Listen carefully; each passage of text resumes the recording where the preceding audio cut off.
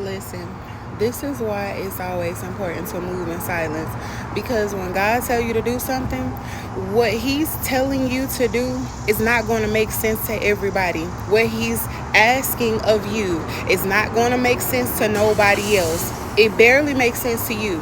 So how do you think that other people are going to take it when you go to them and you tell them that God told you to do something, and you like it's already mind blowing to you that you already have to be obedient to what God is telling you to do, and what God is telling you to do doesn't even make sense to you.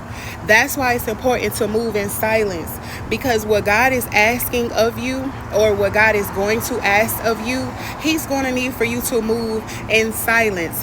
He's going to need for you not to say anything to nobody, not mention things to nobody.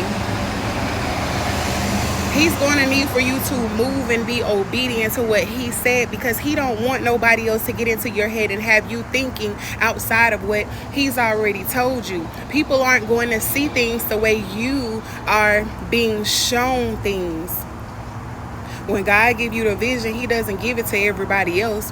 When God called your phone, it wasn't a three-way conversation. It was between you and God. So if you go out here telling everybody your next move or letting everybody know what's to come, you're going to be confused about which way you should go, how you need to move.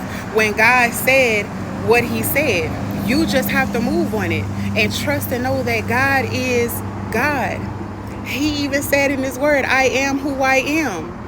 When He told Moses to go to Pharaoh and Moses asked him, who am I supposed to say sent me? Tell him I am who I am. So God's thoughts is not our thoughts. His ways are not our ways, meaning it's not going to make sense to us. But after you make that move, after you make that jump, and God steps in and you see how far He's brought you, then is when it's going to make sense. You're welcome. Move in silence.